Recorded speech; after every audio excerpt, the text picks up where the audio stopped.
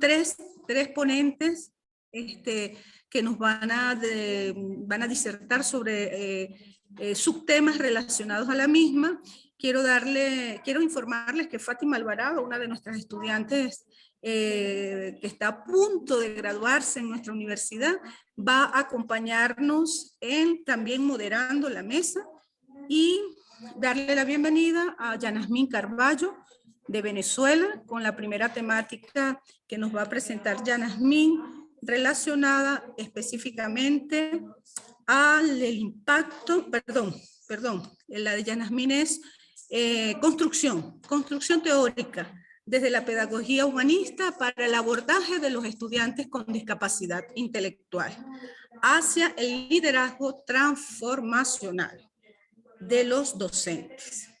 Seguidamente tendremos a Moisés. Moisés nos va a presentar, a compartir, Moisés Arcos Guevara, la ponencia Niños, Coronavirus y Virtualidad. En esta misma mesa, en tercera orden de presentación, estará Joana Fernanda Puya, directora de la carrera de Educación Inicial de la Universidad Católica de Cuenca, con la ponencia Cultura de Investigación y Derecho en la Educación Inicial. Quiero destacar que la profesora Yanasmín, no lo dije inicialmente, es la directora del Instituto de Discapacidad de la Universidad Nacional, de la Universidad Experimental de los Llanos Occidentales, Ezequiel Zamora, en Barinas, Venezuela. Y en el caso de Moisés, el compañero Moisés es docente investigador de la ESPE. ¿Sí? Y para cerrar la jornada de hoy, en esta interesante mesa, nos acompañarán Paula Fernández, Fernanda Méndez y Daniela Machuca, estudiantes y docentes respectivamente de la Universidad Nacional de Educación, con la ponencia El impacto de la herramienta digital Pucllana, formas y colores en el desarrollo de la autonomía de los infantes de 4 a 5 años en el proceso de enseñanza-aprendizaje del ámbito lógico-matemático en la modalidad virtual. Sean todos bienvenidos a este espacio. Estaremos atentos al desarrollo de las temáticas para luego, con el apoyo de Fátima, ir desarrollando la participación de los participantes que se encuentran en esta mesa. Fátima, adelante. Gracias. Muy buenos días con todos, con todos los presentes, y bienvenidos al cuarto día del cuarto congreso de la Universidad UNAE. De antemano quisiéramos agradecerles de nuevo y tomar algunas indicaciones. Por favor, tener en cuenta y apagar los micrófonos a más que necesiten hacer alguna pregunta, para evitar también interferencias. Y si tienen alguna inquietud, le pueden escribir lo que es por el chat del Zoom. Y también al finalizar de cada presentación, se tomará un tiempo para hacer unas preguntas. Bueno, la primera ponencia que tendremos es de la magíster Yanasmín Carballo. Su trayectoria dentro de la educación empezó desde el año 2007 como profesora en educación especial, con mención en dificultades para el aprendizaje del OPEL y PM en Barinas. Tiene mención honorífica en la cum laude del año 2010 y en el 2010 de nuevo es magíster en gerencia y liderazgo en educación de la Universidad Fermín Toro. En el 2015, en cambio, en integración de la Universidad Nacional Politécnica Cleber Ramírez UNELES, y actualmente espera también su acta de grado de título de doctor en Ciencias de Educación de la Universidad Bicentenaria de Aragua. De igual manera, también espera la defensa de tesis de grado del doctorado de Diversidad e Integración de la Universidad Politécnica de Cleber Ramírez. Su experiencia profesional y administrativa como docente es como actual directora de atención de las personas con discapacidad en la UNEYES. Su ponencia sería la construcción teórica de la pedagogía humanística para el abordaje de los estudiantes con discapacidad intelectual hacia el liderazgo de la transformación de los docentes. Prosiga, profe. Muchísimas gracias.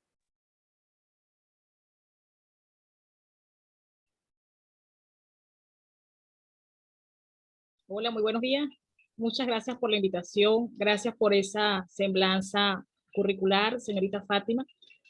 A la doctora Ormari Barberi, gracias por la invitación. Y bueno, mi ponencia como tal es la construcción teórica desde la pedagogía humanista para el abordaje de los estudiantes con discapacidad intelectual hacia el liderazgo transformacional de los docentes.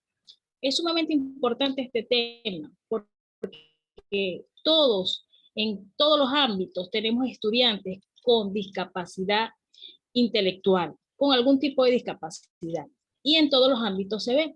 Aquí en la ONEYE hemos hecho una integración bien bonita de lo que es y bien interesante también cumpliendo con el marco legal de lo que es la discapacidad intelectual en diversas carreras. Y entonces, algunos docentes pues están ganados y otros no están ganados con lo que es la integración de estos estudiantes.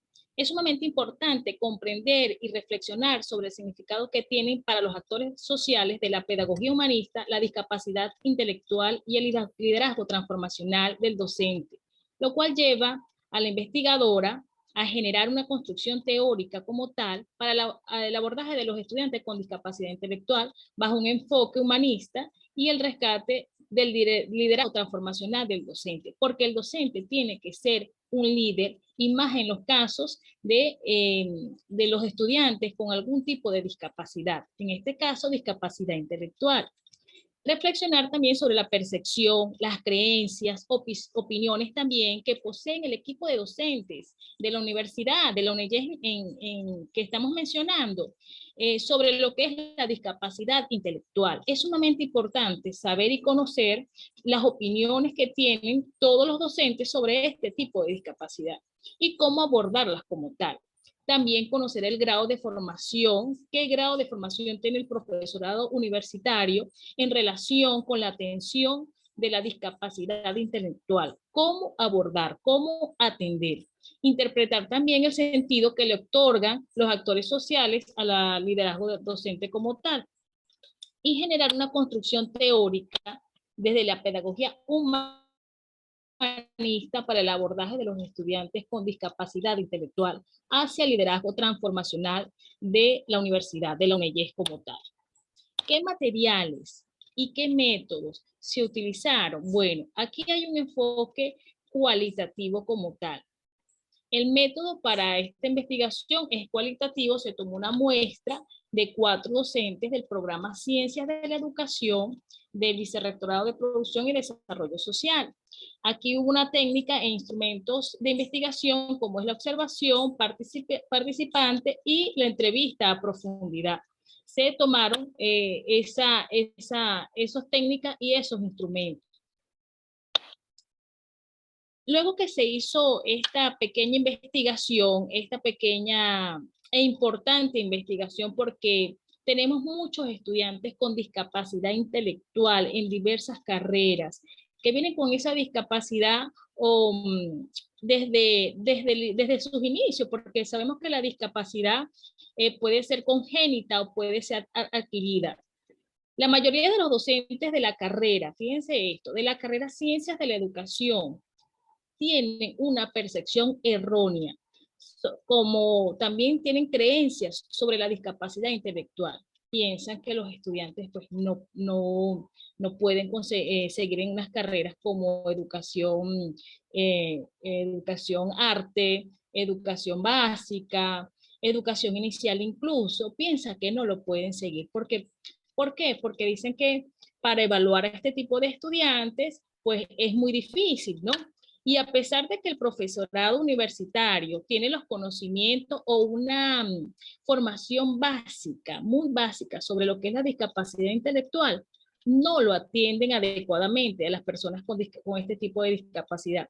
Hay una serie de instrumentos legales que protegen a los estudiantes con discapacidad intelectual, en este caso, como es la adecuación de los contenidos y la adecuación también de las evaluaciones a los estudiantes con diversos tipos de discapacidad intelectual.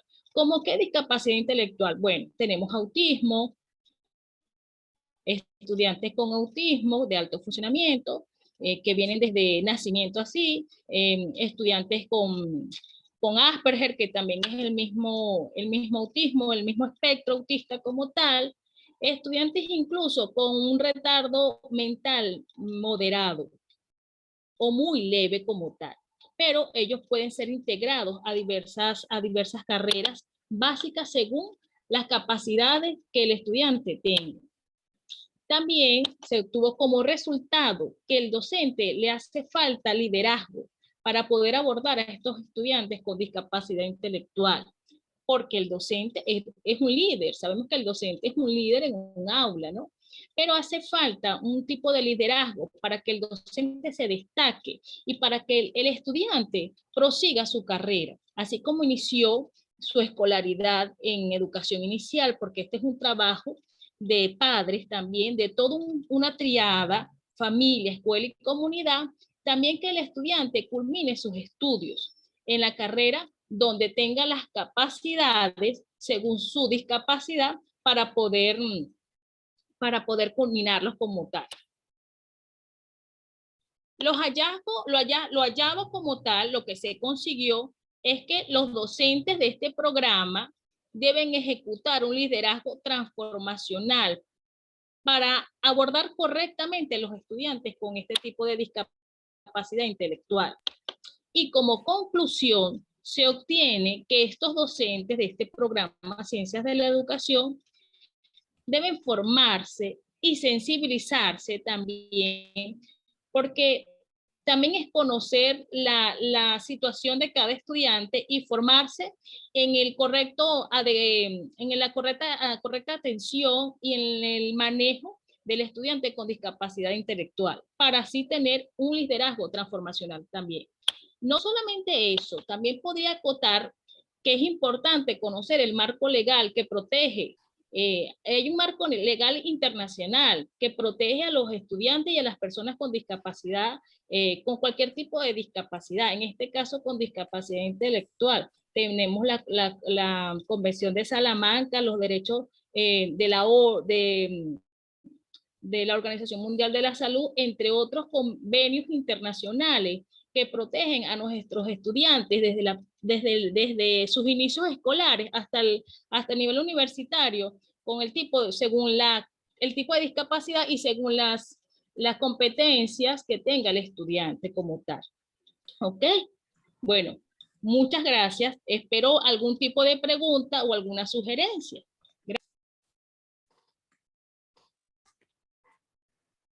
Muchísimas gracias, profe Yanasmin.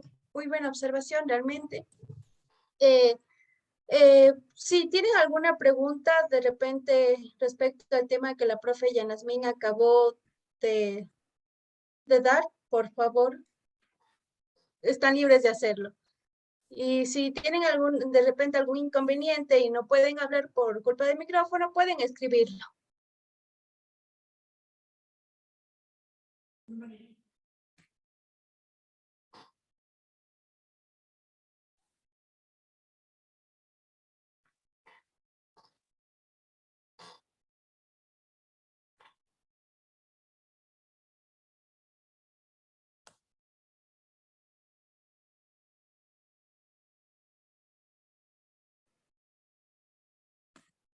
Sí, profe.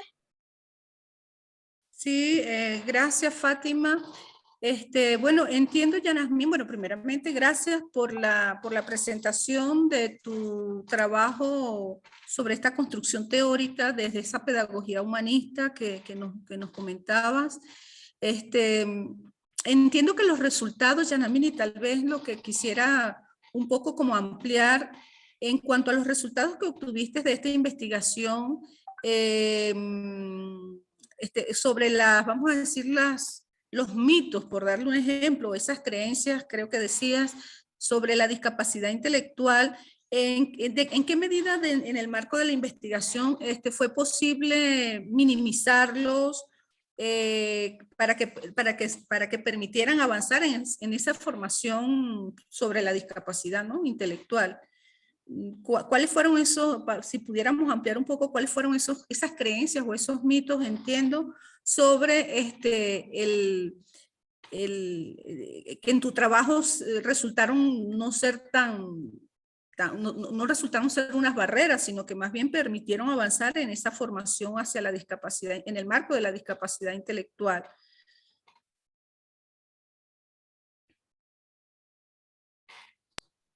Ok, no sé si me ven, ¿verdad? Que tengo aquí problemas con el video. Ok. Bueno, las barreras, las creencias que se consiguen de muchos docentes, a pesar de que están formados básicamente en este tema, ¿no? ¿Qué se consigue? ¿Qué se consigue en primera instancia? Bueno, uno, ¿cómo es posible que un estudiante con discapacidad, porque eso es un grito al cielo, ¿no? Eso es algo impresionante, esté estudiando una carrera, esté a nivel universitario, pudo avanzar hasta tanto, ¿ves? Esa es una creencia muy errónea. Ok. ¿Vas a participar, profe Mari? Ajá. No, disculpen, te estoy escuchando, ya. Ok, ya voy. Bueno, esa es una creencia que se tiene mucho de los docentes. Otra es que no adecúan, no hacen la adecuación correcta, a pesar de que hay una serie de instrumentos legales para la adecuación y de contenidos y de evaluación para los estudiantes con algún tipo de discapacidad, en este caso intelectual, no hacen las adecuaciones, hacen una evaluación completa para todos y no hacen la adecuación para el estudiante con el tipo de discapacidad intelectual como tal. Entonces, se hizo una sensibilización, se hizo un trabajo con estos docentes de este programa, con talleres, con formación, formación legal también, porque aquí en Venezuela, como a nivel mundial, los estudiantes con discapacidad son protegidos. Y pues sí, se hizo un trabajo bien interesante allí, donde los docentes pues tienen un conocimiento más amplio sobre la correcta atención como tal.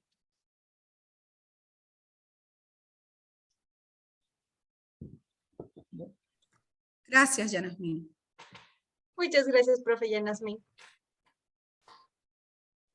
Gracias a ustedes. Sí, profe, justamente Ceguera David tiene preguntas. Por ejemplo, cómo abordar pedagógicamente el rechazo que tienen hacia los estudiantes que presentan discapacidad intelectual en la misma institución. Ok, ¿cómo abordarlo? Es importante sensibilizar, si es en un aula de clase, sensibilizar en primer lugar al docente o a los docentes que estén allí. Segundo lugar, a los representantes o a los padres, si es a nivel inicial, ¿no? O en básica, a los padres, a los representantes de estos niños, porque muchos niños, ojo, muchos niños tienen esa barrera por los padres, ¿no? Entonces es importante hacer un taller a los padres y luego a los niños, si es a nivel inicial. Si es a nivel universitario, como tal, donde ya los padres no están tan presentes como tal, porque ya son adultos a nivel universitario, es importante hacer el llamado a los profesores, la concientización a los profesores sobre el tema, sobre la discapacidad que posee ese estudiante en esa aula y luego también al grupo de estudiantes, saber cómo manejarlo. Es sumamente importante que el estudiante que tiene la discapacidad como tal, se le haga conocer, ¿verdad? Que se va a hacer ese taller para que él se sienta integrado como tal y no sienta ese bullying también, porque muchos estudiantes con algún tipo de discapacidad, ahí va otro tema que es el bullying, que estamos viendo mucho, ¿ves? Justamente es así, profe. Y una segunda pregunta del profe Ceguera David es, ¿estamos preparados los docentes latinoamericanos para atender los tipos de discapacidad presentadas en las aulas? En un aula, perdón. Bueno, los docentes tenemos que prepararnos. Los docentes somos investigadores y tenemos que prepararnos a todos los campos. Ahora, pregunto yo, ¿qué es lo normal? Todos tenemos canales de aprendizajes diferentes. Entonces, todos aprendemos de maneras diferentes. ¿Ve? Una persona que tiene un tipo de discapacidad, en este caso intelectual, aprende tiene un canal de aprendizaje totalmente diferente, o visual, o auditivo, o de otra manera. Pero todos tenemos canales de aprendizaje diferentes. Lo importante es que nosotros como docentes nos preparemos y hagamos las adaptaciones curriculares según la necesidad del estudiante. Listo. María Dolores Pesantes, disculpe alguna duda. Muchísimas gracias, Fátima. Buenos días, compañeros. Bueno, una reflexión y una pregunta para la profesora. Dentro de los procesos de educación inclusiva, ya no se hablan de adaptaciones curriculares como respuesta a cada una de las discapacidades. De hecho, la adaptación curricular está muy cuestionada ya en estos últimos estudios debido a que estas responden a procesos de integración. Cuando nosotros hablamos de inclusión y la atención a las capacidades diferentes, se hablan ya de ajustes curriculares basados en el diseño universal de aprendizaje. Esto implica que no solamente es el estudiante o la familia, sino que los profesores debemos también desarrollar competencias inclusivas para la atención a la diversidad. Desde su experiencia, ¿cuáles han sido estas competencias inclusivas que los docentes han ido implementando tanto para la atención con los estudiantes con discapacidad intelectual como para el trabajo con el equipo multi e interdisciplinario? Muchas gracias. Ok, muy buenos días, María Dolores. Muchas gracias por su participación, muy importante, ¿no? Dentro de mi experiencia, bueno, en los 17 años que llevo a nivel universitario y básico, también atendiendo lo que es estudiantes con discapacidad o diversidad funcional, como se le llamaba anteriormente, actualmente otra vez discapacidad según el marco legal venezolano. La experiencia que hemos tenido es una integración importante en la UNEYES. La UNEYES es una universidad aquí en Barinas, ha sido pionera en lo que es la inclusión de los estudiantes con discapacidad, con diversos tipos de discapacidad. Aquí nosotros tenemos laboratorios de lengua de señas venezolanas para los estudiantes que tienen discapacidad auditiva, tenemos guías videntes para los estudiantes con discapacidad visual y tenemos personal preparado para los estudiantes que tienen algún tipo de discapacidad intelectual. Las barreras arquitectónicas no las tenemos, no estamos ganados en lo que es las barreras arquitectónicas para los estudiantes con discapacidad física o motora, pero la integración se ha hecho aquí en Barinas, ha sido pionera, como les estaba mencionando, y ha sido ganado. Ahora, ¿por qué va mi investigación lo que es la discapacidad intelectual? Porque, como lo dije en un principio, los profesores estaban conociendo, tenían muy básico el conocimiento para el abordaje de estos estudiantes como tal. Pero sí se ha hecho una integración para los estudiantes con discapacidad en todas las áreas. En todas las...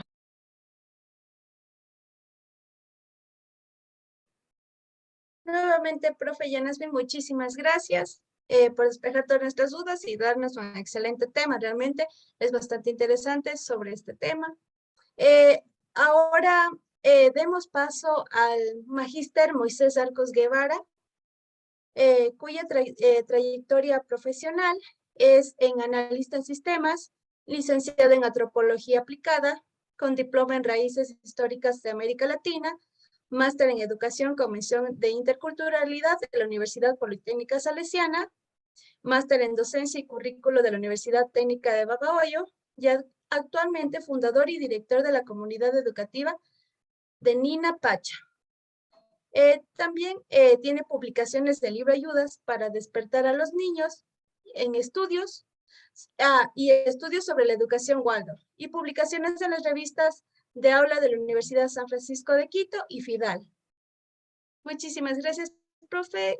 Por favor, puede proseguir con su tema, que es niños, coronavirus y virtualidad. Muchas gracias, Fátima. Buenos días a todas, a todos. Y solo por precisión, ¿cuánto tiempo tengo? Porque me habían dicho... Tiene 25 minutos, profe. Ah, ya. Listo. Porque me dijeron primero 10, luego 30 y ahora es 25. Entonces, para Profe. ajustar el tiempo. ¿Sí? Muchas gracias. Sí. Ustedes lo están pasando. Entonces, por favor, la siguiente. O si me dan eso. Niños y coronavirus. La intención de esto es como dos fases. Una fase la estamos trabajando en una escuela fiscal de Amaguaña, ¿sí? Y la primera fase era como mirar que los niños frente al coronavirus, frente a la virtualidad, se fueron como invisibilizando. Se fueron invisibilizando sus necesidades, se fueron invisibilizando sus intereses, ¿sí? Y se dieron prioridad. Entonces, frente al coronavirus, la gran expectativa de la sociedad era buscar una cura, en donde los niños serían parte de, u objeto de esa cura, ¿sí? A los niños se les consideró y se les sigue considerando un factor de riesgo porque ellos serían los propagadores y los impulsores del coronavirus, puesto que ellos lo asimilan de manera asintomática o con mínimos síntomas. Entonces son factores de riesgo. Pueden contagiar a la abuelita, a mamá, papá. Son factores de riesgo, ¿sí? Y el uso de mascarillas y medidas de bioseguridad no se va como mirando cuáles son. O sea, es más importante el uso de la mascarilla, las medidas de bioseguridad al bienestar, porque ahí pregunta a los médicos del centro de salud qué pasa con el uso prolongado y la respiración de CO2 en niños y jóvenes. ¿Qué sucede? Porque los niños, los jóvenes son los que permanecerían en la escuela con mucho tiempo respirando su propio CO2. ¿Qué sucede? Entonces, no hay respuesta frente a eso. ¿Sí? Y entonces, claro, no se ven las consecuencias físicas, fisiológicas, emocionales y hasta culturales que se está provocando que está provocando el coronavirus. Eso sería una primera cosa, una primera invisibilidad.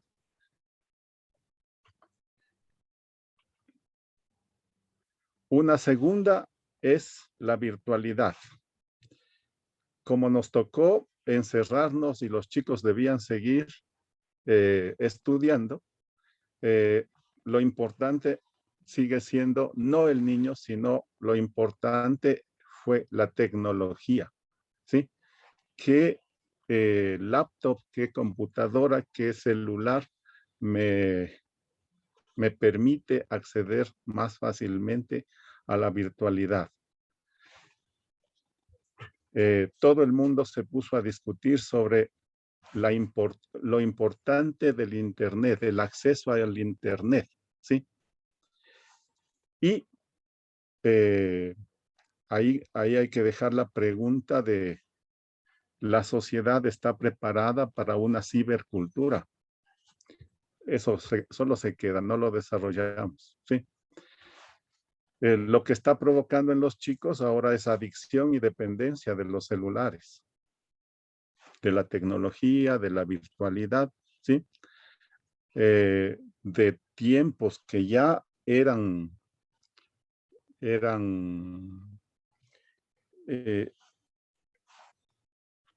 que ya afectaban a la salud de los estudiantes, de tiempos de 4 o 5 horas, ahora se ha pasado y se superan las 10 y 12 horas de estar frente a los aparatos, a la tecnología, a las laptops, ¿sí? Una siguiente cosa es, a partir de la virtualidad, algo que ya venía poniendo la OMS, OPS, la UNESCO como advertencia sobre la virtualidad del trabajo a partir de las pantallas, potencia las enfermedades no transmisibles, potencia los trastornos y procesos sensoperceptivos. Y en este tiempo vemos cómo las necesidades básicas inherentes a la edad disminuyen, ¿sí? Y surge un dato de alarma en la Unión Europea en donde se dice el coeficiente intelectual ha bajado en un porcentaje de hasta el 5% en niños, en jóvenes que están trabajando a partir de la virtualidad, ¿sí? Entonces, ahí, como en este contexto de coronavirus, ¿cómo es que desaparece rápidamente? Porque la virtualidad se vuelve como preponderante, el niño no es importante, pero estos problemas empiezan a potenciarse, ¿no? Entonces, la cibercultura hace desaparecer estos peligros, las enfermedades, los trastornos, la baja del coeficiente intelectual. Esa sería la pregunta, ¿sí?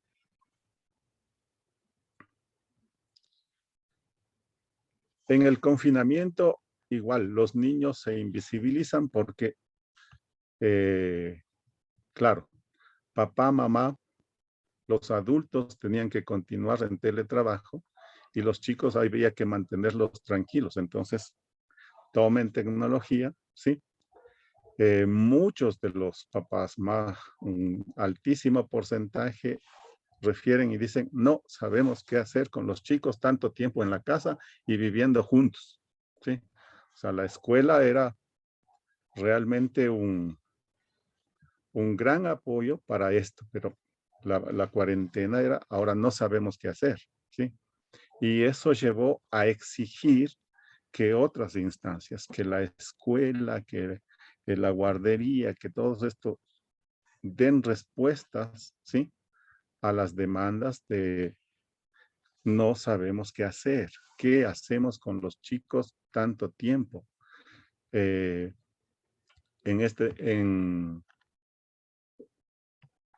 la cuarentena los papás tuvieron que asumir roles incluso de tutorías pedagógicas para lo que no estaban capacitados, ¿sí?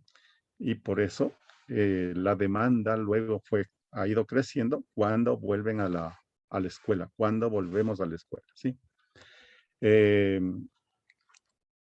Y aquí un hecho que se va dando al interior de las casas es que, claro, hay estrés por el teletrabajo, hay el estrés porque no sé qué hacer, y la familia empieza a remarcar, porque venimos de esa educación también, venimos de esa escuela en donde se remarca siempre los errores.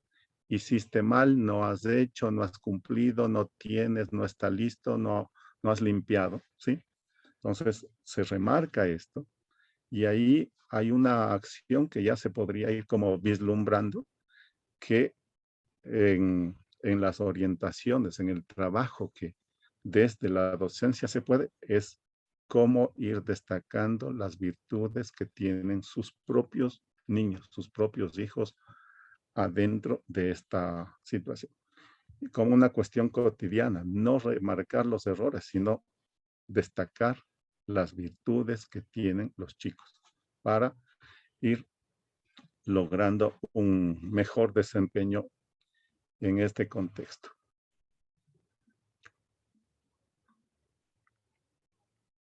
¿Sí? Frente a la escolaridad, aquí sí, O sea, a propósito no lo puse educación, porque para mí educación es lo que se hace en la casa, lo que no se hace en la casa, lo que se hace en la escuela y lo que no se hace en la escuela. Eso es educación. Pero sí la escolaridad, o sea, como ya el mantener una cuestión de un currículum y eso. Entonces, igual en la escolaridad el niño se va invisibilizando, ¿sí? Porque es importante los contenidos y la carga horaria que hay que cumplir para el ministerio, ¿sí? Eso es importante. No es cómo está el niño, no es el niño está en condiciones de tener o mantener esta carga horaria y seguir trabajando esos contenidos. Eso no es importante, los contenidos y la carga horaria, cumplir con lo que dice el ministerio. Es importante la disciplina y atención a las explicaciones que da el profe a través de la pantalla. ¿Sí? Y también es importante las aplicaciones que el profe puede aprender para tomar exámenes y evitar la copia, ¿sí? Eso es importante. No es importante el niño. Desaparece. Entonces, ¿cómo puede un niño o un joven prestar atenciones a retóricas y a veces larguísimas o inentendibles? ¿Sí? Porque los docentes no estábamos preparados para hablar a través de la pantalla, ¿sí? Nosotros estábamos listos para estar frente al estudiante, ¿sí? Y ahí es bien, bien lindo, ¿no? Porque una maestra refiere y dice, cuando yo explico a los papás lo que estamos queriendo trabajar, los papás no me entienden. Pero cuando un niño me ve y me ve que hago algún gesto, dice, yo ya sé lo que quiere decir la profe, ¿sí?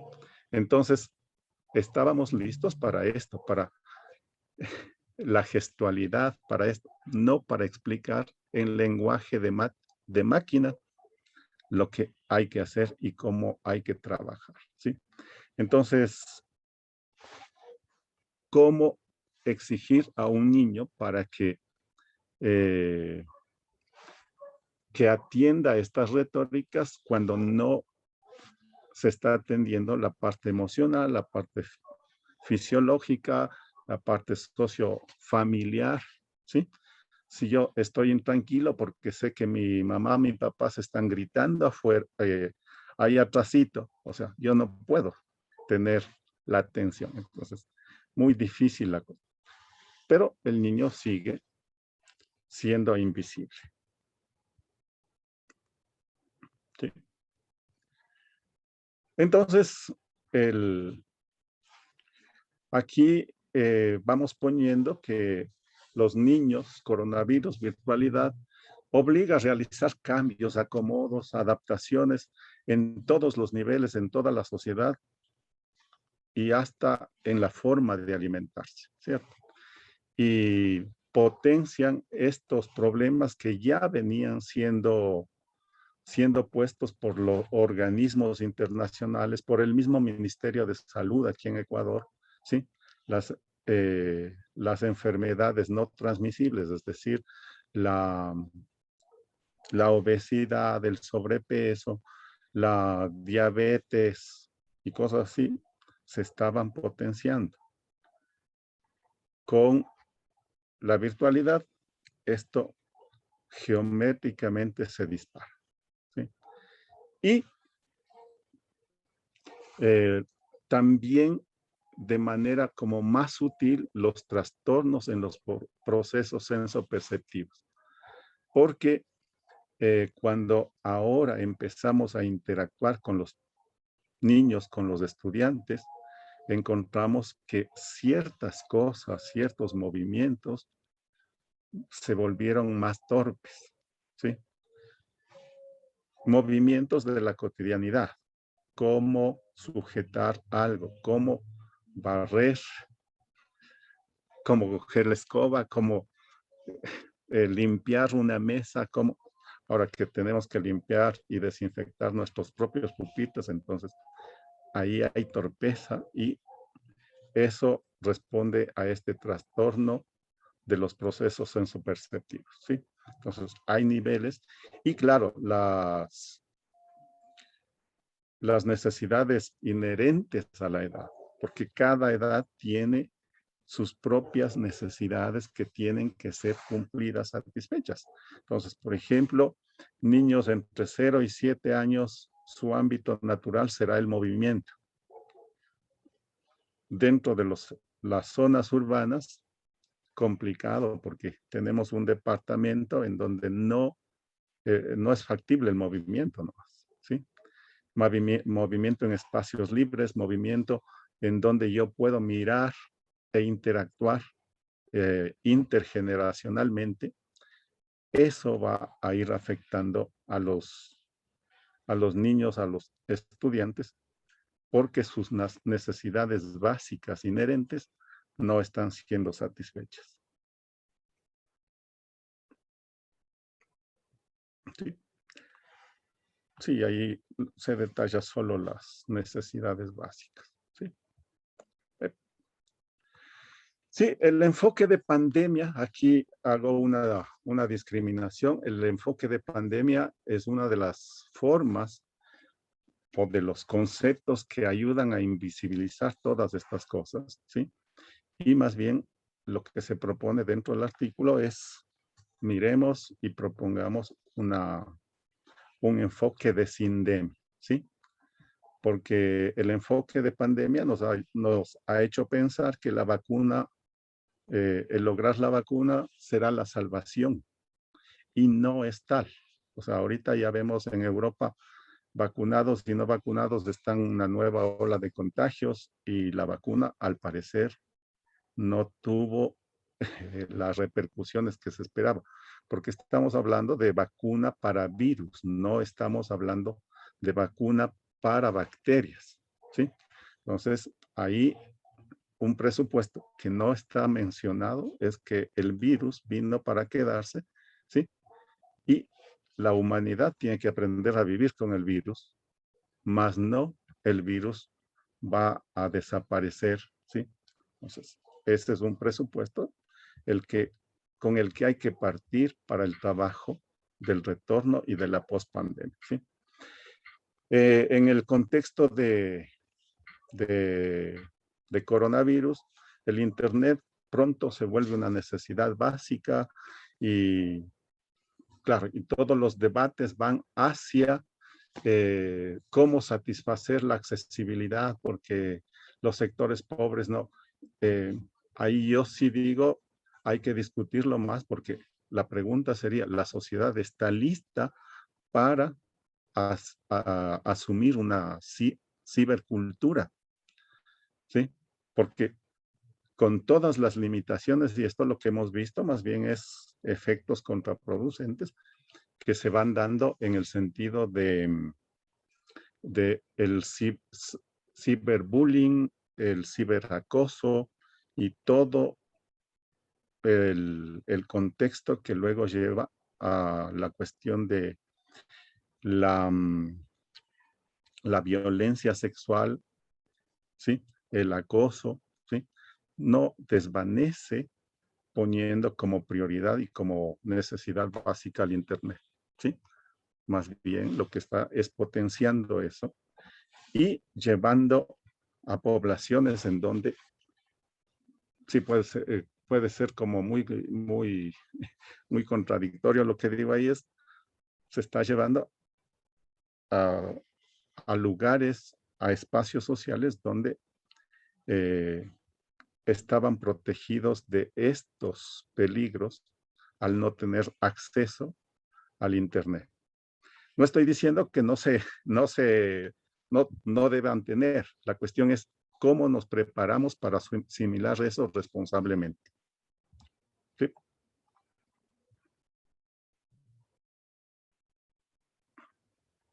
¿Sí? La investigación tiene un abordaje de carácter bibliográfico con información sobre todo del Instituto Alemán Robert Koch, que tiene una muestra sobre el coronavirus y su comportamiento de más de 3 millones de casos. La OMS, la OPS y el Ministerio de Salud, que solo a mediados del año anterior empezó a publicar estadísticas, porque en Ecuador no teníamos estadísticas sobre el manejo del coronavirus, ¿sí?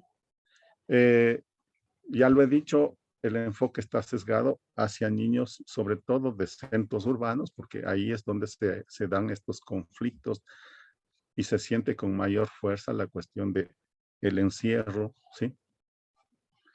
Y es de carácter descriptivo porque, sí, lo que en este primer momento lo que se hace es más bien describir cuáles son estas problemáticas y cómo se ha ido dando este manejo desde esta dirección de el manejo del coronavirus y la virtualidad, ¿sí?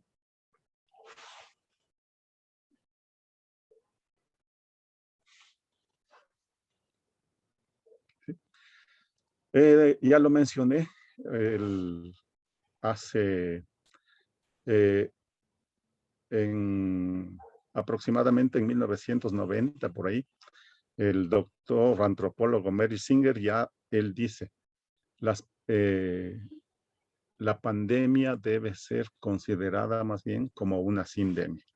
Y eso ahora con el coronavirus empieza a ser actualizado y el Richard Horton de la revista Lancet y Tiff Annie de la Universidad de Laval dicen sí, el coronavirus debe ser visto como una sindemia para dar cuenta de cómo esto no afecta solo a la salud, sino también el ámbito social, el ámbito económico, el ámbito cultural, el ámbito educativo, el empleo, la alimentación, el medio ambiente, ¿sí?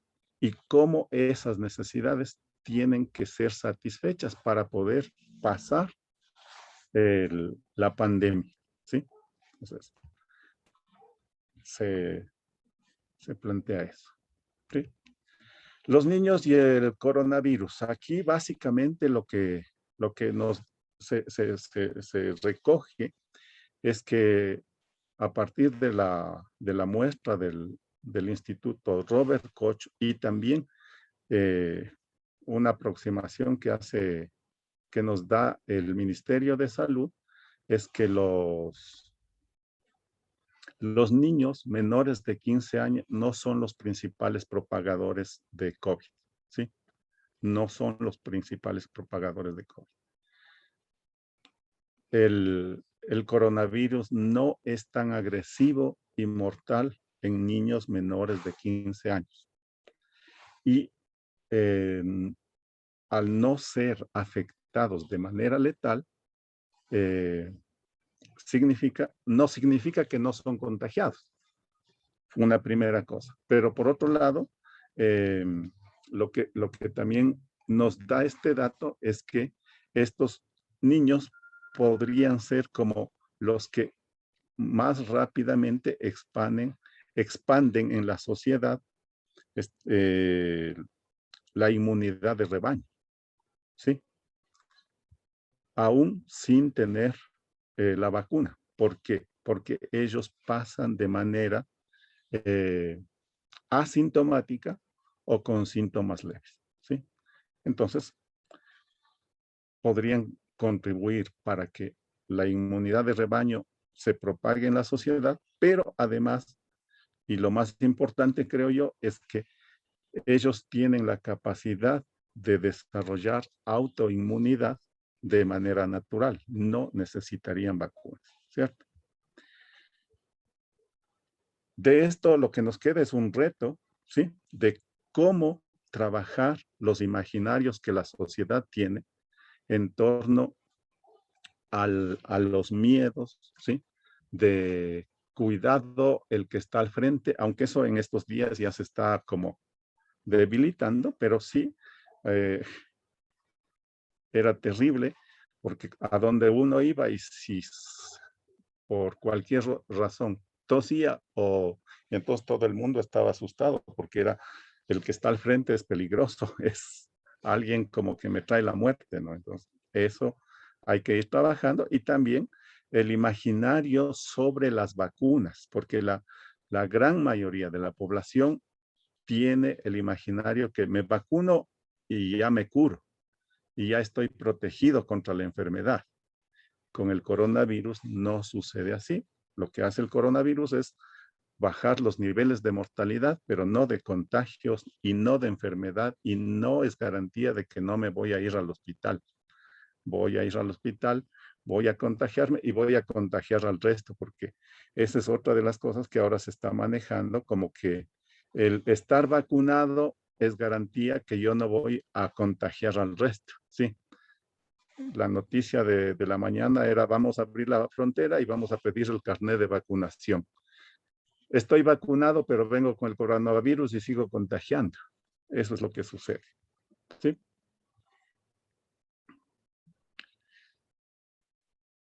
Entonces, aquí están las estadísticas que mencionaba, sí, del Instituto Robert Koch y del Ministerio de Salud, en donde hay porcentajes más o menos similares, ¿sí? Lo que interesa es esta parte de aquí, en donde se ve, ¿sí?, cómo el coronavirus afecta de manera muy leve a la población menor de 15 años, ¿sí?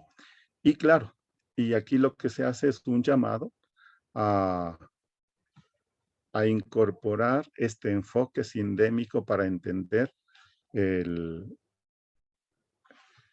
esta crisis del coronavirus que provoca en la sociedad, y tomar en cuenta la advertencia que ya hace la UNICEF y dice, podría causar una crisis de profundas repercusiones sobre la seguridad y bienestar para el futuro de los niños y jóvenes, ¿sí? Entonces, si no atendemos estas necesidades, si no estamos mirando que no es solamente si ya se vacunaron o no se vacunaron, sino que las otras cosas siguen en ciernes: la alimentación, la relación socioafectiva, los procesos sensoperceptorios,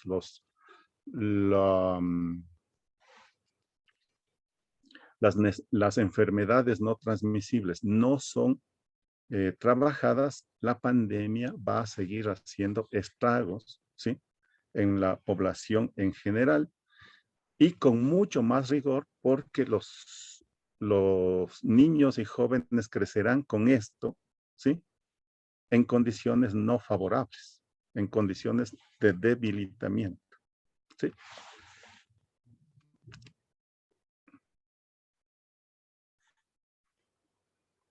Entonces, ahí es cómo atender la salud de los estudiantes. Sí, la OMS ya nos dice que, ya decía, los chicos necesitan, los estudiantes, los jóvenes necesitan entre 1.5 y 3 horas, ¿sí?, de movimiento.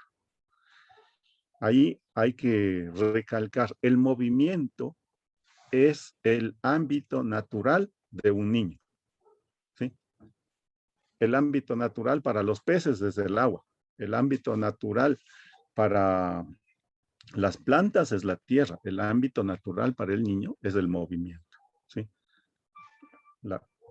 A partir del movimiento puede desarrollar toda la arquitectura de conocimiento, ¿sí?, todas las relaciones de afectividad a partir del movimiento, ¿sí? Y ya habíamos dicho que en las sindemias sí se invisibilizan las enfermedades no transmisibles, pasan como a segundo plano, porque la prioridad es cómo asistimos a clases, ¿sí? Y claro, eso va a ir teniendo repercusiones en la alimentación, el juego, el movimiento, ¿sí? El reconocimiento, lo que decía, o sea, si un niño no está así, no se le reconoce sus virtudes, sus logros, y solo se subrayan los errores, estamos creando una personalidad insegura, se le está dando mucha inseguridad al niño, ¿sí? O sea, no, la seguridad no es solo estar guardado de que los delincuentes no le vayan a hacer nada o no le vayan a secuestrar, sino es esta otra seguridad emocional, emotiva que necesita, ¿sí? Se va afectando la autonomía, ¿sí? Y esto todavía es una interrogante, o sea, ¿qué va a pasar con las interacciones? Sí, de hecho, ahora que estamos trabajando en esta segunda parte de cómo contrarrestar, ejercicios para contrarrestar, encontramos que en la escuelita los chicos vienen y las interacciones son mínimas, son muy limitadas. Las respuestas se bajaron a monosílabos, ¿sí? Las preguntas que se hacen se responden con monosílabos, hay mucha quietud y claro, lo que los docentes empiezan a poner es, perdieron la habilidades en lateralidad, en lenguaje, porque no son expresivos, no se expresan, y la pasividad que tienen, ¿sí? Eso yo decía, eso 5 años atrás era increíble porque todos los profes quieren que los chicos sean como más bien pasivos, quietos, y porque esos eran los estudiantes, pero ahora les asusta. Entonces estamos en un nivel de grave de interacción, ¿sí? Entonces, ahí es pesar. Es más importante que el niño tenga esta posibilidad de interactuar, de moverse, de contrarrestar las enfermedades no transmisibles, o seguimos pensando en que el Internet, los equipos, las apps, las plataformas es más importante. ¿Sí? Entonces,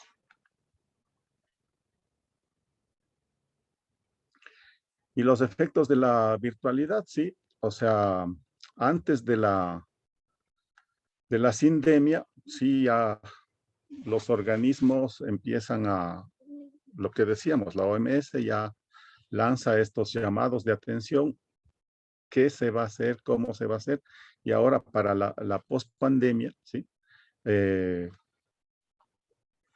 ¿Cómo vamos a actuar? ¿Cómo vamos a asimilar? ¿Qué vamos a hacer? ¿Sí?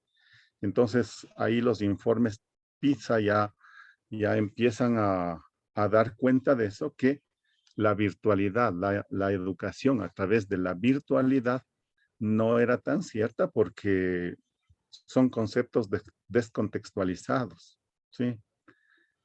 Y eso en los sectores urbanos, eso, ahí habría que hacer otro tipo de análisis porque en los sectores urbanos, en condiciones normales, los niños tenían la escuela, pero además tenían una sobrecarga de tareas y cursos extraescolares. Ahora no tienen los cursos extraescolares, aunque en algunos sectores sí se contrataron cursos extraescolares de manera virtual. Y ahí se dice, eso no va dando como el nivel de aprendizajes que se desea. Por eso ya hay organismos como observatorios de la educación y dice, hemos perdido 5 años de escolaridad, lo lanzan así, ¿sí? Los chicos no han aprendido mucho, ¿sí? Entonces ahí hay un tema todavía de discusión porque los estudiantes yo pienso que han desarrollado otro tipo de aprendizajes que no estaban en el currículum, pero que son aprendizajes, ¿sí? Y que al momento o en su momento irán dando cuenta de cuántas habilidades desarrollaron en este contexto, ¿sí? Claro, esto contrasta con lo que la neurociencia empieza a demostrar, que el movimiento, ¿sí? Y también la pedagogía Waldorf en años va diciendo, el movimiento es básico, es una necesidad inherente a la edad de los estudiantes, ¿sí? Durante su vida estudiantil. Eso. Entonces, desaparecen estas advertencias con el contexto en el que vivimos. No lo sabemos si desaparecen o empeoran o mejoran la situación. ¿Sí?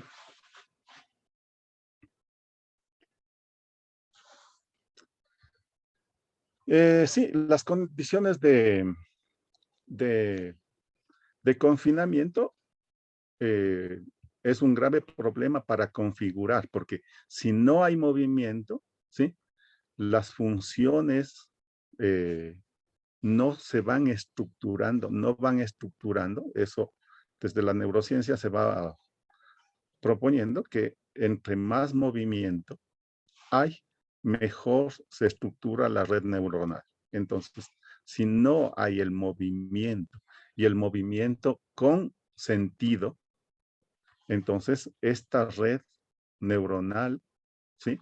No va a irse estructurando, no va a estructurar la arquitectura para el conocimiento posterior, ¿sí? Entonces, este encerramiento lo que atenta es contra el sistema táctil, el propioceptivo, la inteligencia interpersonal, ¿sí? Y entonces estamos afectando directamente a el cómo vamos a aprender más luego del encierro, y si continúa el encierro también es cómo vamos a seguir aprendiendo, ¿sí?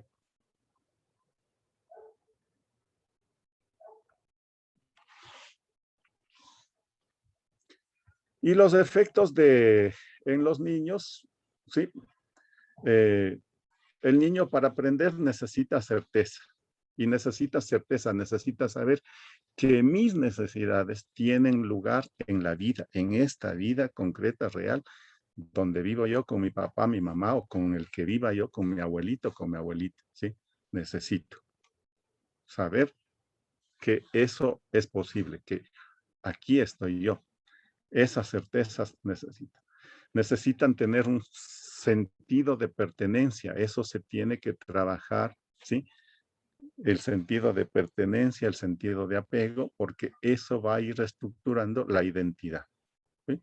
Entonces, y claro, eso frente a la posibilidad de jugar, ir descubriendo y practicando libremente, ¿sí? Tener interacciones entre pares, tener interacciones intergeneracionales, eso permite ir teniendo o esbozando la arquitectura cognitiva, ¿sí? Porque cuando yo estoy entre pares no es lo mismo que cuando hablo con la profe y que cuando hablo con mi abuelito y que cuando hablo con el señor de la tienda. No es lo mismo. Entonces, pero ahí sí se van desarrollando esta arquitectura porque yo empiezo básicamente a discriminar espacios, ¿sí? Pero si el reconocimiento no fue, entonces lo vamos a hacer, ¿sí? Y los espacios abiertos, eso es innegable, los niños necesitan espacios abiertos. Sí, la otra porque creo que se me va acabando el tiempo. Uh-huh.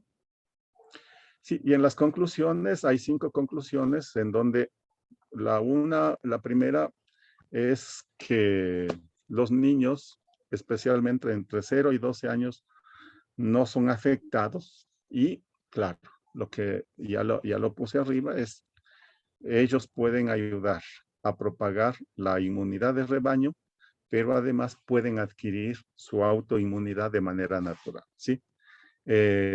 Una siguiente, es necesario acompañar y desmontar los imaginarios que la población tiene sobre las vacunas, que también ya lo expliqué.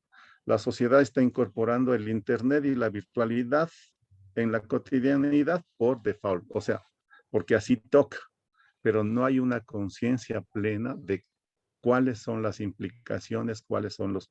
Y entonces ahí la conclusión es, debemos empezar a tener campañas así como se hace campañas para para prevenir la malnutrición, para prevenir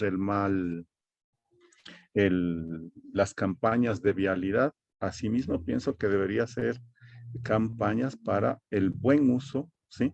Y uso prolongado de pantallas y multimedia.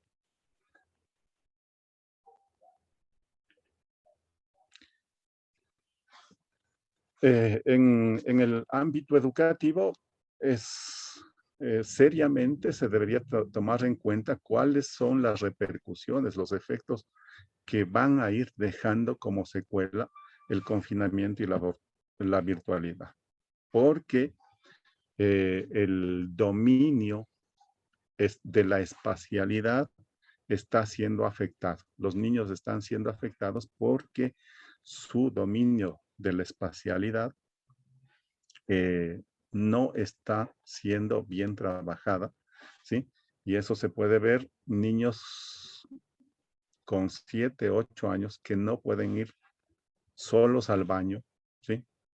No pueden asearse luego del baño, ¿sí?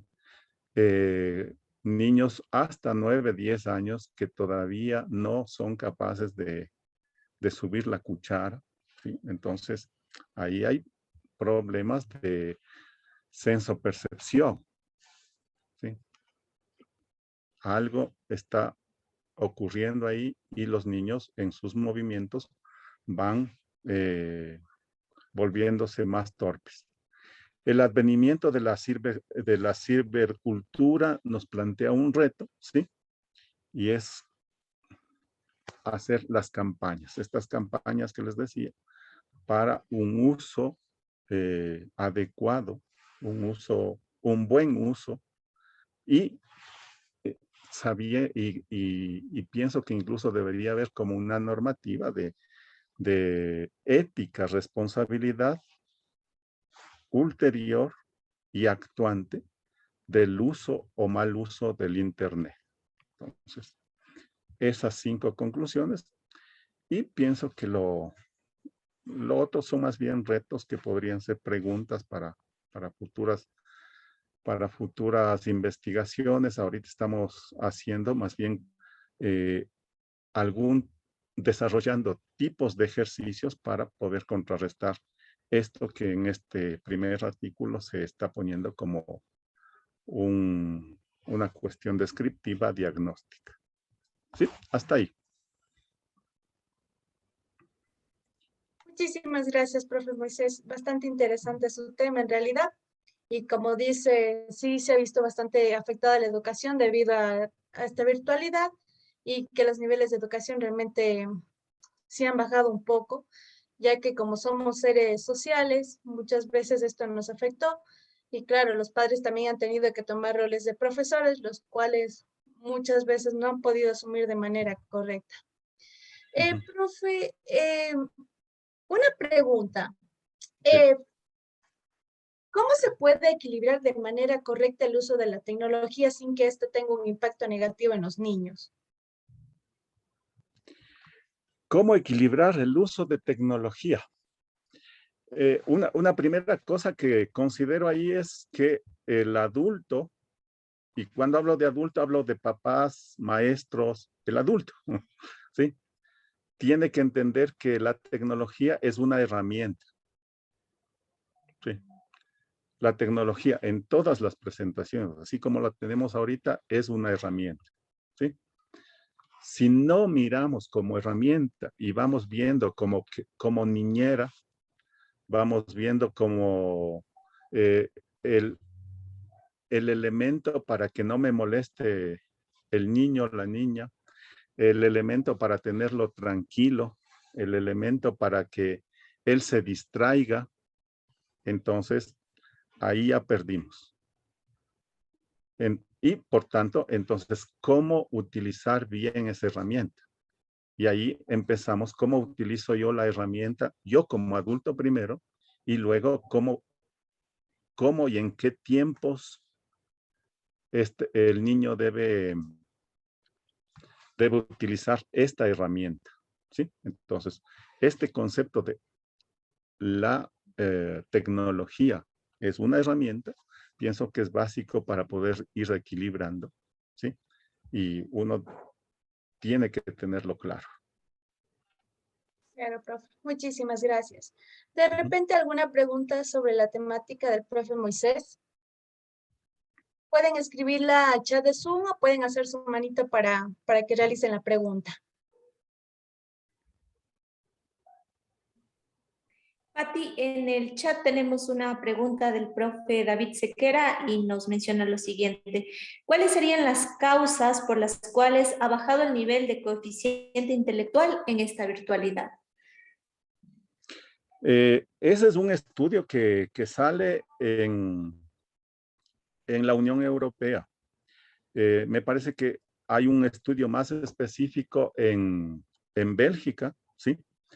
Pero inicialmente los dos estudios indican que es a partir del trabajo con la virtualidad, a partir de la virtualidad. Entonces, o sea, eso todavía está en desarrollo. O sea, no, yo no diría que es así como concluyente, porque son estudios recientes, pero pienso que sí tiene algo que ver por la cuestión de la descontextualización, ¿sí? Yo puedo poner imágenes de aquí. Entonces, ahí bueno, entraríamos en un tema muy pedagógico, que es, o sea, cuando yo estudio una planta, ¿sí? ¿Qué es más rico? Que yo lleve el gráfico de la planta, que ponga un video sobre las plantas, o que el niño mire en dónde está la planta y dónde se desarrolla. ¿Dónde habrían mayores aprendizajes? La pregunta sería. ¿Sí? Obviamente es cuando el niño mira la planta, porque el niño mira la planta, entiende la estructura de la planta, pero no está viendo solo eso, porque además le llama la atención de, aquí ha habido otro bichito, la hoja tiene este otro color por debajo, tiene varios colores el tallo, o sea, empieza mucho más globalizante. Eso no puedo hacer con la imagen y no puedo hacer con el video, descontextualizado, ¿sí? Muchas gracias por su respuesta, estimado profe Moisés. No sé si es que por parte del público, de los participantes, tienen alguna otra pregunta, tienen alguna duda, pueden escribirlo al chat. Claro, estaremos respondiendo sus respuestas. Pati, si es que no, vamos con la siguiente ponencia, Sí. por favor. Muchas Listo, gracias. profe. Muchas gracias, profe Moisés. Con gusto. Ya. Ahora daremos paso a la tercera exposición. Ese encargado de la exposición es la profe Joana Fernanda Puya Merchán, abogada de la República de Ecuador y licenciada en Ciencias Sociales, con diploma superior en Educación Socioeducativa y magíster en Educación, en Educación Infantil y Primaria. También máster universitario en Derechos Humanos del Sistema de Protección y actualmente directora de la carrera de Educación Inicial Parvularia en la Universidad Católica de Cuenca. Su ponencia es Cultura de Investigación y Derecho en la Educación Inicial. Profe, puede continuar, por favor. Muchas gracias, Fátima. Muchas gracias a todos los compañeros, miembros de la UNAE, que nos han hecho esta invitación a participar en esta ponencia. Voy a comenzar a compartir, por favor, con ustedes un pequeño resumen justamente de este proceso de investigación. Solamente si me indican si se está observando, por favor, Sí, profe, sí se ve. Muchas gracias, Fátima. Entonces, el tema justamente del artículo es cultura de investigador en educación inicial, mi yo investigador. Este proceso de investigación nace conjuntamente con los estudiantes en el área de iniciación a la lógica matemática, en donde se observa que dentro del proceso de lógica matemática lo que se realiza con los niños es una sistematización de las nociones básicas que el niño tiene, mas no se le da la oportunidad, en este caso, de la construcción de su conocimiento a través de la investigación.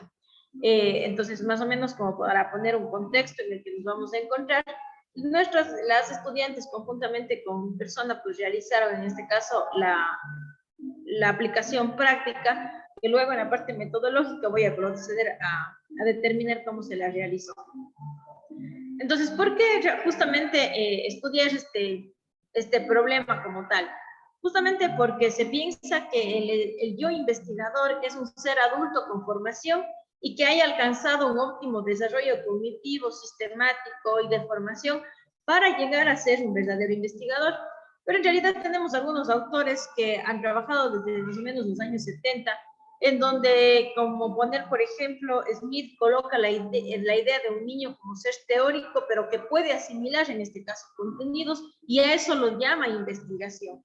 Como un poco más adelante, en los años 80, se piensa que el niño tiene la potenciación de tener un pensamiento crítico investigador, el que en este caso se propicie justamente en él la posibilidad de generar a ese yo investigador a nivel de niños de educación inicial. Y luego avanzando ya en los años 90, se tienen que en muy pocas escuelas, de acuerdo al modelo educativo en el cual se esté trabajando, justamente son experiencias que se van dando, pero que son poco enriquecedoras en el ámbito de investigación como tal.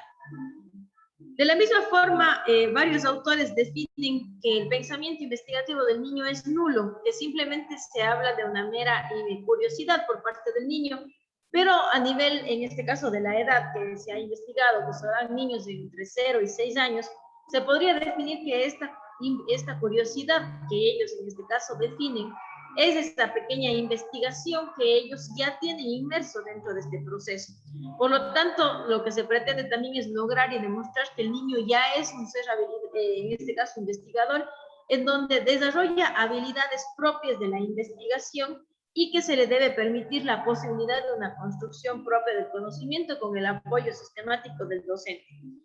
Los resultados que pretenden encontrarse justamente o que se pretendieron encontrar en esta investigación fue la posibilidad del desarrollo del niño, de la niña como investigador, y por eso pues se plantearon algunas preguntas como planteamiento del problema. ¿Es el niño o la niña un ser investigador? ¿Cuáles son aquellas habilidades investigativas que tienen los niños o las niñas?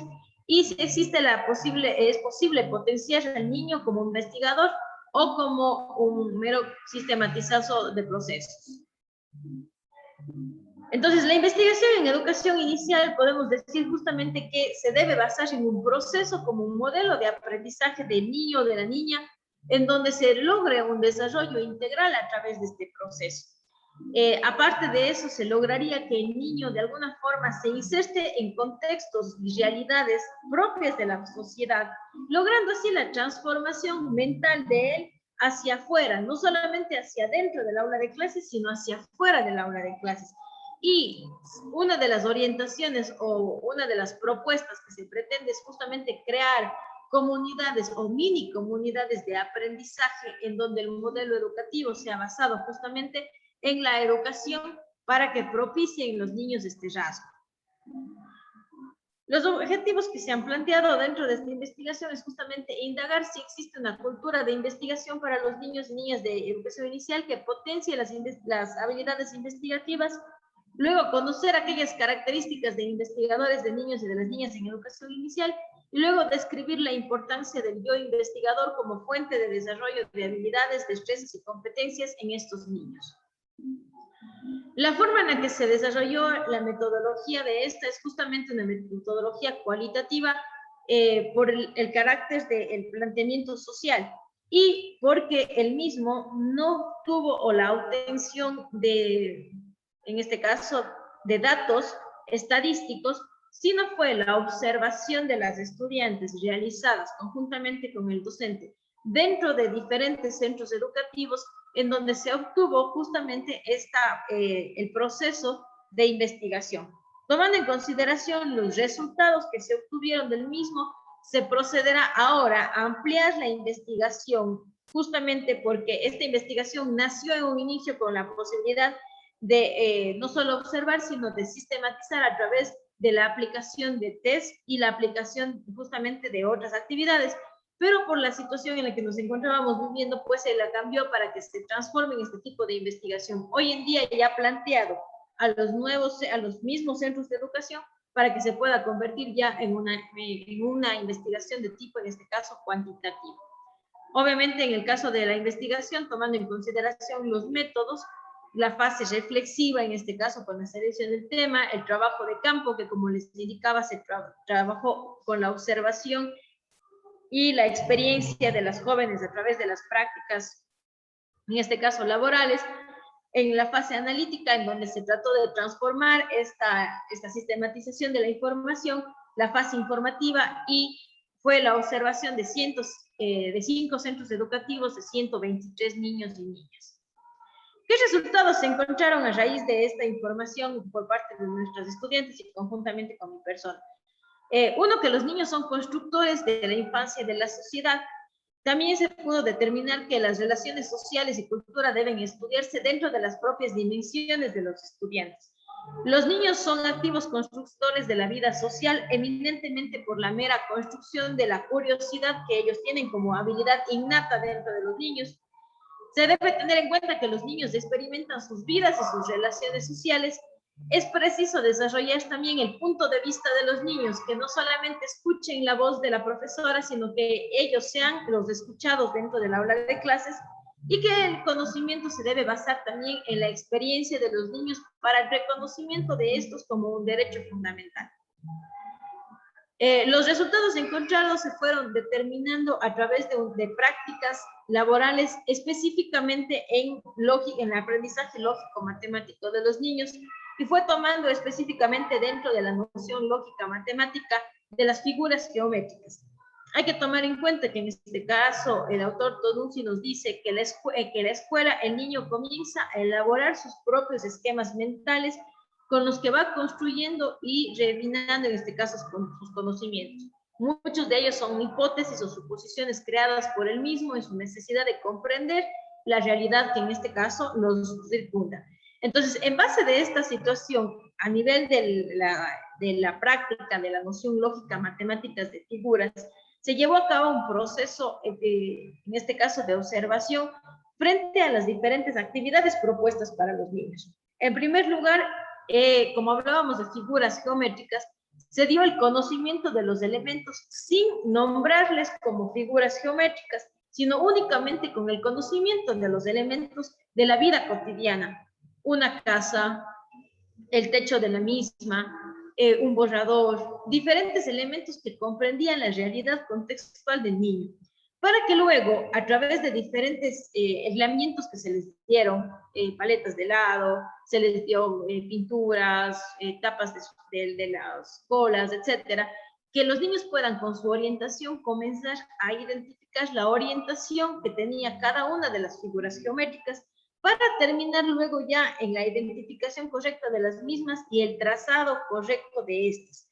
Esos justamente fueron como los elementos que se determinaron aquí, y los resultados encontrados al final de este proceso determinado dentro de estas 5 instituciones educativas, justamente fueron que se desarrollaron las habilidades investigativas de los estudiantes. Tomando estas habilidades investigativas de los estudiantes como tres habilidades que fueron desarrolladas. La primera, la habilidad de clasificación, en donde tomando factores que, como había dicho, no eran en este caso factores propios de la figura geométrica, sino a nivel de colores, números, texturas, los niños pudieron observar y dar respuestas a preguntas de clasificación de los mismos, pasando luego hacia un resultado dentro del proceso de planificación, en donde el niño desarrolló actividades secuenciales, como aquí fue la construcción de elementos propios de la vida circundante de ellos, y que se pudieron dar cuenta justamente de que cada uno de los elementos que nos rodea tiene una figura diferente, una puerta, una pared, o en este caso una llanta de un carro, que se pudo identificar dentro de esta etapa de construcción. Y luego la experimentación, en donde al inicio del proceso el docente tenía justamente la guía en este proceso de experimentación, cuando se empezó con una de las figuras geométricas, pero luego, como los niños ya sabían la secuencia en la que se iba desarrollando el mismo, ya no fue tanto la necesidad de que el docente vaya indicando qué tenían que ir haciendo en cada una de las secuencias que fueron desarrollando. El reto para las instituciones educativas, determinar justamente que es propicio generar una cultura de investigación en los niños más pequeños, en este caso de educación inicial. ¿Qué fue en este caso lo que se pudo hallar dentro de este proceso? Uno, que los estudiantes de educación inicial están en plena capacidad de construir información a través de sesiones sistemáticas para ir repensando estos procesos. Esto quiere decir justamente que esa capacidad de construcción de la información no van a ser de una sola sesión, sino son varias sesiones que le permite al estudiante, por la memoria en este caso, que va ejecutando el niño, la memorización como tal, la sistematización como tal, y repensando estos procesos y generando construcciones activas de investigación. Luego, la facilidad que tienen los niños de hacer relación entre lo que encuentran con la utilidad de este elemento y el nombre de la figura que ellos van encontrando. Investigación pura, no solamente en este caso una situación, digamos, lógica, sino lo que ellos van encontrando en esto. En este caso, relación, utilidad, nombre de la figura, utilidad como tal. Luego de esto, que trabajan mejor los estudiantes de manera colectiva que de manera individual, porque obviamente estamos hablando de que podríamos llamarlos pequeños grupos interdisciplinarios si un niño es más hábil para la construcción, si un niño es más hábil para la planeación y si un niño es más hábil para la clasificación. Estamos hablando de que nuestros niños ya tienen la capacidad de crear grupos interdisciplinarios de acuerdo a las habilidades generadas por parte de ellos.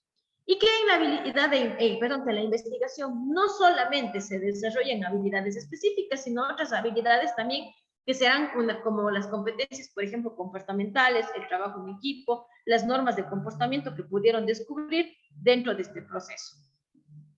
Las conclusiones de la investigación fueron que justamente los niños menores de 6 años tienen la capacidad de desarrollar habilidades investigativas. Sin embargo, si no son realizadas de manera óptima por los docentes, vamos a continuar con el proceso, en este caso, de mera memorización y sistematización de los procesos. También se pudo determinar en estas conclusiones que muchas de las veces los docentes de educación inicial consideramos que la lúdica está alejada de la investigación, cuando en verdad a través de la lúdica, que es la forma de atraer a nuestros niños, se puede generar procesos de investigación. Como segunda conclusión, que es importante potenciar las habilidades desarrolladas en los ambientes, y dentro de estas se ha hecho un análisis micro, meso y macro.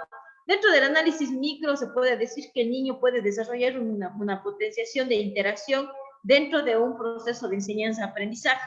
En el desarrollo meso, la necesidad de que para un proceso de investigación, esa curiosidad debe estar apoyado por agentes externos, no solamente en este caso dentro de la escuela o dentro del centro de educación inicial, sino también hacia afuera, como por ejemplo los padres de familia, los grupos de juego, en donde van potenciando procesos de investigación puros.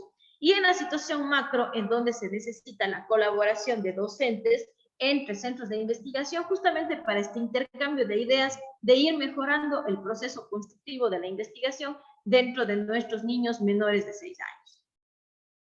Luego, dentro de esta experimentación que se pudo realizar, que no existe una cultura de investigación dentro de los centros de educación inicial, sino que existe el concepto, justamente como habíamos dicho, del adultocentrismo, en donde el imaginario de investigador es un adulto con formación. Y que la escuela concibe justamente el hecho de la sistematización de conocimientos, en donde debe asistir asimilación de los mismos, poca investigación, y aquí es en donde la escuela más bien debe buscar respuestas de acuerdo a la realidad de los estudiantes. Inclusive, se pudo hacer el proceso con las estudiantes del sector rural y urbano, en donde obviamente de acuerdo al lugar en el que se encontraban, sistematizaban mejor la investigación los niños cuando se los realizaba con elementos del ambiente. Si estamos hablando del sector rural, las chicas salieron primero, en este caso, al campo, realizaron la recolección de objetos del mismo y luego para poder realizar la investigación de figuras geométricas, de tal forma que buscaron respuesta a ese contexto en el que se ubicaban para generar, en este caso, ya la investigación con los estudiantes de educación inicial. Esto es lo que más o menos puedo compartir de la investigación generada con los estudiantes, como les compartí en este momento. Las estudiantes van a generar un proceso ya más sistemático a través de test y de procesos de investigación más, en este caso, sistemáticos dentro de los 5 centros de educación inicial, en donde se va a realizar una comparación entre, en este caso, entre lo que se pudo desarrollar antes, que se lo va a tomar como un pretest, y luego, pues en este caso, lo que se va a desarrollar como un post-test, que va a ser en este caso lo que se va a poner ya en práctica dentro de los centros de educación inicial. Muchísimas gracias, Fátima, y a quienes pues nos han escuchado en este día. Muchísimas gracias, profe Joa. Justamente lo que usted dice es bastante importante estimular lo que es a los niños.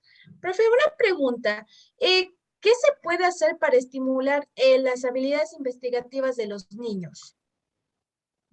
Gracias, Fátima. Justamente como lo había determinado aquí, la parte lúdica de la investigación, o la parte lúdica con la investigación dentro de educación inicial es lo que nos permite a nosotros potenciar. En primer lugar, luego, la metodología dentro de los centros de educación inicial deben ser eminentemente activas para que los niños puedan potenciar estas habilidades. Y luego, orientado también ya a la situación de la realidad o del contexto en el que los niños se encuentran para potenciar estas habilidades. Ellos son investigadores eminentemente desde o por la misma edad en la que ellos se encuentran, porque están en el momento de descubrimiento de lo que necesitan es justamente determinar aquel proceso ya un poco más elaborado por parte del docente de cómo va a ir haciendo los pasos de la investigación para generar en este caso el proceso mismo a través de esa creatividad, del juego y de la adquisición del conocimiento. Muchas gracias, profe. Adelante, profe Moisés. Sí, yo tengo una pregunta ahí, pero pongo el contexto. ¿Por qué pregunto esto? Yo trabajo con estudiantes de educación inicial y en una de las clases planteábamos que se pueden ir haciendo estas cosas y la pregunta a ellas fue, ¿ustedes piensan que con esto se puede cambiar la educación? Y sorprendentemente, al menos yo me quedé muy sorprendido, hubo un buen grupo de estudiantes que me respondió y decía, no, porque ya el sistema está así y el ministerio nos dice que hagamos estas cosas. Entonces, ese es el contexto. Pero la pregunta ahí va para Joana. ¿Qué grado de interiorización, de asimilar de esta experiencia encuentra en las estudiantes que hicieron esta investigación, con las que se hizo esta investigación? Muchas gracias, Moisés. Coincido con lo que muchas veces se tiene pues ya en mente de parte de nuestras estudiantes que están siendo formadas para docentes de educación inicial, en donde el concepto dentro de cada uno de nosotros es justamente tomar la orientación de lo que el Ministerio de Educación nos determina y plantearlo en el aula de clases, porque se lo tiene como una exigencia justamente de las instituciones educativas, el asumir esta responsabilidad de terminar un currículo al final del año. Pero ya en la práctica se ha podido observar y hemos podido observar de que es un proceso más largo, el proceso de potenciar la investigación en los niños. Que sí, la clase de figuras geométricas le iba a tomar al niño probablemente, no sé, una semana, con el proceso de investigación le va a tomar 2 semanas, y en este caso también es un proceso más largo para los docentes el construir procesos de investigación, porque en todos ellos van a tener que orientar el clasificar con los niños, el plantear y al final el experimentar. Pero con nuestras estudiantes se puede visualizar que han tomado ya una nueva forma de ejecutar las prácticas y que llevan este proceso de construcción dentro de las aulas de clases, en donde ya no solamente es no me gusta utilizar esta palabra, pero creo que vamos hacia eso, que es el cumplimiento justamente del currículo, sino más bien es la construcción del conocimiento propio a través de estos planteamientos que ellas van dando, que es difícil romper esquemas. Yo creo que inclusive para nosotros, por supuesto que sí, romper esquemas inclusive para los planteamientos del Ministerio de Educación, pero que en este caso considero que si podemos hacer este cambio en la educación, va a lograr mejores, en este caso ya mejores adultos, con una mejor formación en la educación y también obviamente con mejores metodologías para cuando ellos sean los próximos que vayan a establecer procesos dentro de educación inicial.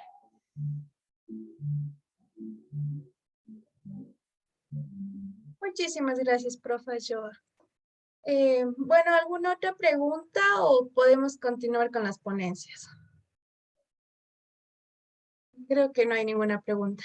Entonces, para finalizar, tenemos la cuarta ponencia, que está a cargo de la docente Daniela Machuca, docente de la Universidad Nacional UNAE, la licenciada Paula Fernández, profesora en la Escuela San Pedro de Sayausí, y la estudiante Fernanda Méndez, estudiante de la UNAE. Con su ponencia, el impacto de la herramienta digital Puyana, formas y colores, en el desarrollo de la autonomía de los infantes de 4 o 5 años en el proceso de enseñanza y aprendizaje del ámbito lógico-matemático en la modalidad virtual. Por favor, continúe, profe Dani.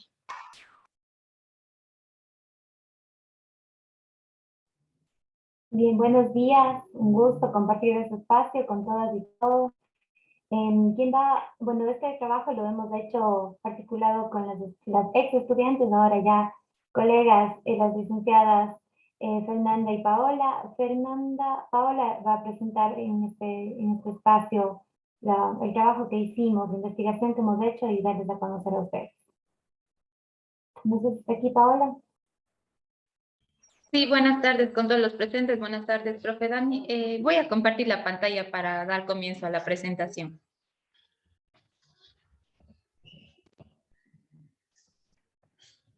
Ya. Muy buenas tardes con todos los presentes. Nuestro artículo se basó en la continuidad de ver el impacto de la herramienta digital Puyana, formas y colores en el desarrollo de la autonomía de los infantes de 4 a 5 años en el proceso de enseñanza, aprendizaje del ámbito lógico-matemático en la modalidad virtual. Como bien ya nos mencionaron, fue realizado por mi persona, licenciada Fernanda Méndez, y la magíster Daniela Machuca. Dando la introducción a nuestro artículo, se analizó el impacto que generó nuestra herramienta digital que se llama Puyana, formas y colores, que es jugando con las formas y colores. Posterior al trabajo de integración curricular que realizamos nuestra persona, el ciclo anterior, bueno, cuando nos graduamos. Nos ayudó a concebir una respuesta objetiva de la docente sobre la continuidad de esta herramienta digital, pero enfocado en la autonomía de los infantes de 4 a 5 años. También está enfocado en lo que es el currículo de educación inicial 2014, donde se estimula sus habilidades, potencialidades e intereses. Busca además que respetemos los ritmos de aprendizaje de cada infante. En la revisión de la literatura en el ámbito lógico-matemático, lo que menciona en el currículo de educación inicial 2014 es que se deben desarrollar los procesos cognitivos mediante la comprensión y exploración de su entorno, generando experiencias propias del infante en las actividades que desarrollen conjuntamente con la maestra. Nuestro trabajo se enfocó en la destreza de discriminar formas y colores, desarrollando su capacidad perceptiva para la comprensión de su entorno. Además, mediante esto, nos mencionan que la autonomía Blanco 2013 y justamente 2015, los infantes deben adquirir de una forma autónoma que el rol docente actúa solo como un mediador en la creación de nuevos conocimientos. Sin embargo, aquí se ha visto la necesidad de reforzar esta parte de la autonomía de los niños, ya que la familia en el contexto virtual, como se mencionó anteriormente, la familia se involucraba mucho en el dar haciendo las actividades a los niños, por lo tanto no les dejaban ni generar sus propios criterios, sus propias ideas, ni mucho menos la imaginación ni nada. Entonces todo eso les limitaba mucho a los niños para ser propios ellos de su aprendizaje. En las estrategias didácticas activas, lo que nos mencionan Vázquez 2010 y Estrada 2016, es un procedimiento que el docente aplica y el infante lo adquiere de una manera intencional, como instrumentos flexibles para que los niños puedan alcanzar aprendizajes significativos. Estos deben estimular las potencialidades y los recursos que prioricen el desarrollo autónomo de cada infante. Estas estrategias también están basadas en el aprendizaje basado en proyectos, en el aprendizaje basado en los juegos y el aprendizaje basado en el pensamiento. Cada una de estas cumple una finalidad de que trabajar desde resolución de problemas, desde el juego y sobre todo a que los niños formen su propio criterio al resolver sus problemas dentro de cada actividad establecida por la docente. En los materiales y métodos de nuestro artículo, el paradigma se enfocó en el paradigma etnográfico interpretativo, reflexionando sobre los criterios que la maestra nos daba. Y además tuvimos un contacto con la que sería la docente de la institución, Alberto Estudios Montesinos, la cual nos supo dar todas las respuestas que necesitábamos para poder analizar los resultados de este estudio. Está enfocado con un enfoque cualitativo, que nos estudia la realidad del contexto natural, en cómo sucede, y interpretando los fenómenos de acuerdo con las personas implicadas. Además, se aplicó un instrumento de la técnica de la entrevista. El instrumento es el guión de la entrevista, que forma la técnica de investigación cualitativa, en la que el entrevistador nos guía por la conversación, pero concediendo el espacio al entrevistado para que exprese sus propios puntos de vista.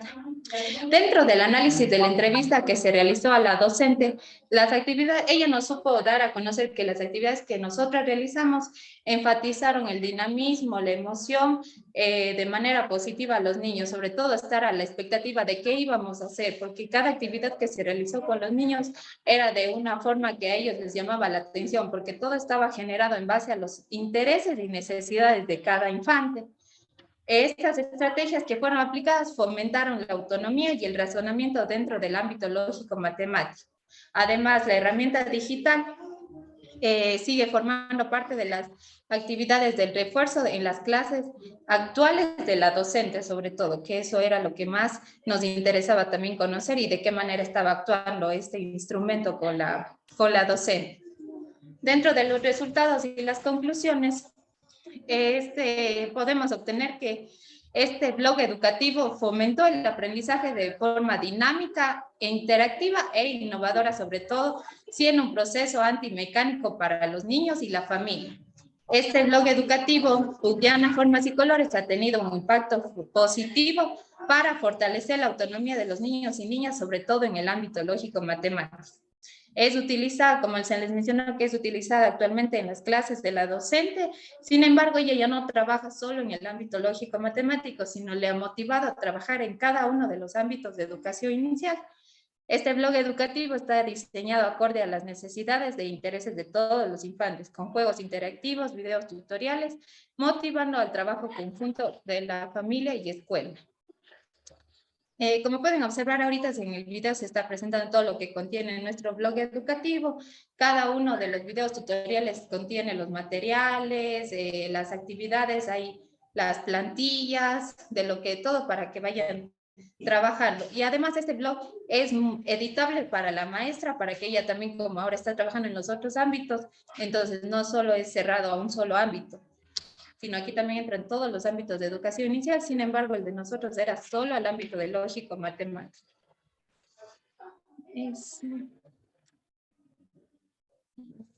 Aquí también ya pueden observar los juegos online. Los juegos online también fueron diseñados por nosotras. En la mayor parte de los juegos solo hay uno que consta de la plataforma de Mi Árbol ABC.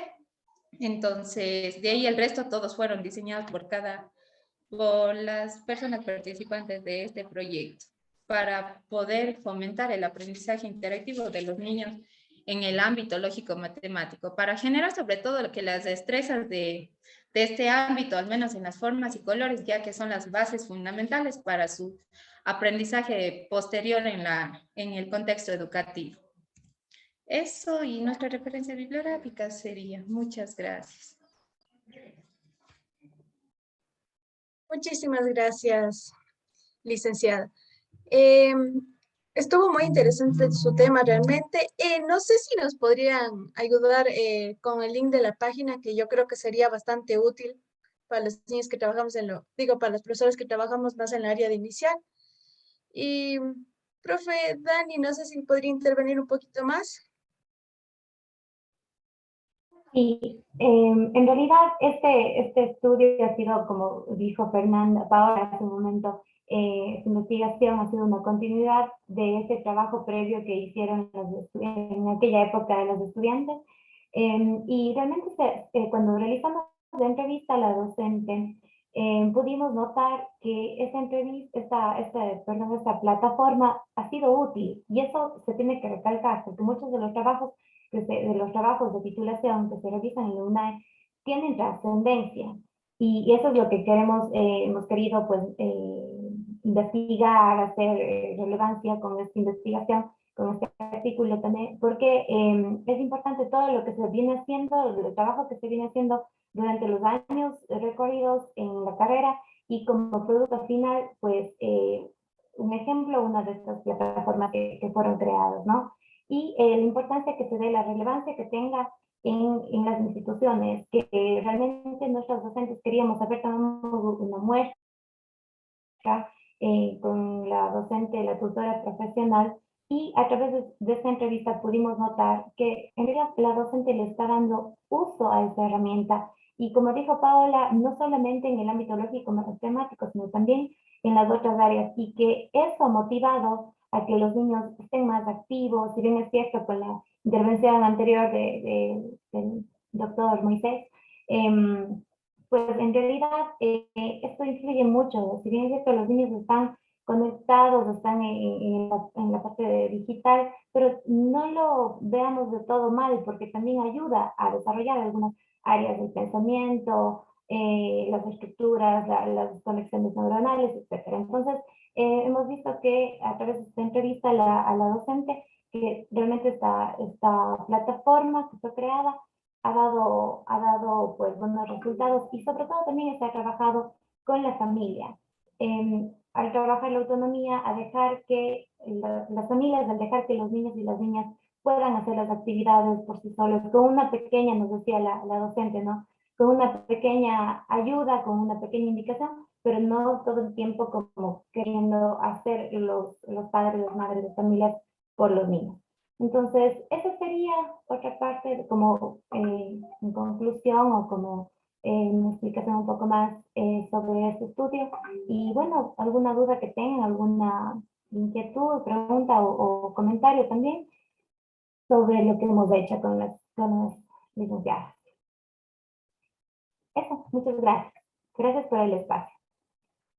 Muchísimas gracias, profe Dani. ¿Alguna duda o podemos ya cerrar el espacio? Creo que no.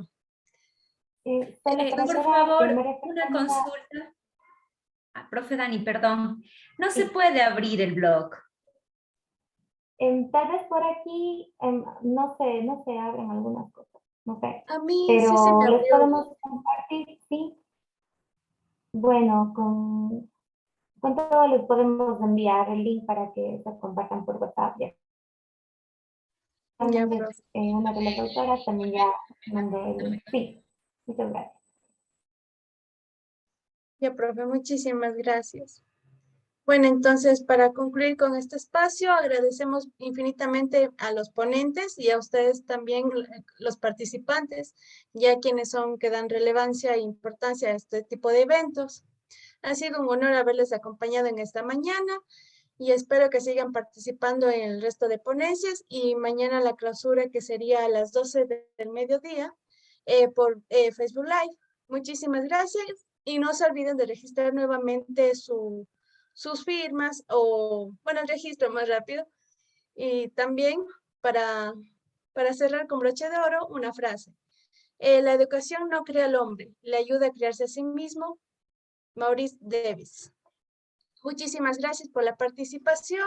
Cualquier duda, inquietud nos pueden escribir y eso sería todo. Muchas gracias. Gracias y que tengan un bonito día. Profe Dani, ¿sí? No, nada, estaba aplaudiendo. Muchas gracias. Ya te comí la manito. Muchas gracias, profe. Gracias a todos. Cuídense mucho y pasen un buen día. Gracias. Gracias a todos. Gracias.